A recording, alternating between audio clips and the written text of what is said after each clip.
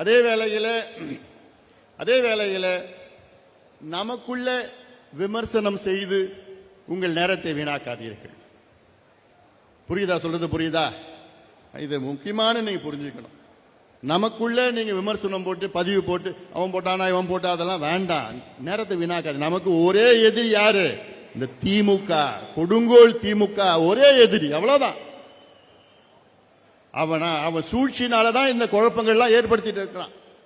நமக்குள்ள குழப்பம் ஏற்படுத்தி இங்கே கொளுத்தி போடுவான், அங்க கொளுத்தி போடுவான். அதுதான் அவனை PhD படிச்சு வச்சிருக்கிறான் திமுக. அதுக்கு எப்படி குழப்பம் பண்றது, எப்படி பண்றது, யாரை வச்சு பண்ணலாம், எப்படி வச்சு பண்ணலாம்னு இருக்குது.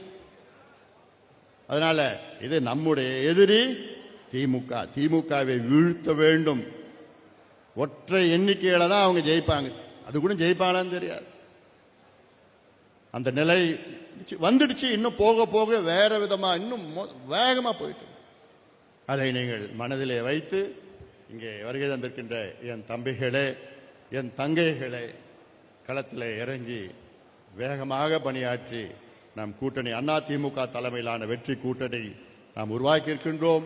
நம் கூட்டணி மிகப்பெரிய வெற்றி பெற வேண்டும் என்று இந்த நேரத்திலே நான் கேட்டுக்கொள்கின்றேன்.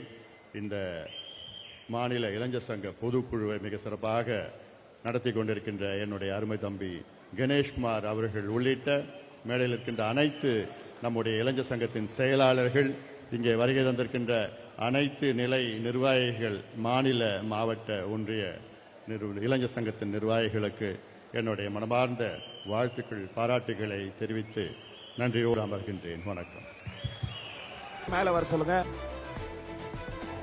பாட்டாளி மக்கள் கட்சியின் பொதுக்குழு கூட்டத்திற்கு வருகை தந்துள்ள இளைஞர்கள் எழுச்சி நாயகன் முனிமணி ராமதாஸ் அவர்களும் மற்றும் மாநில பகுதி வட்ட அனைத்து நிர்வாகிகளுக்கும் மத்திய சென்னை கிழக்கு மாவட்ட சார்பாக நன்றியை தெரிவித்துக் கொள்கின்றேன். நன்றி, வணக்கம்.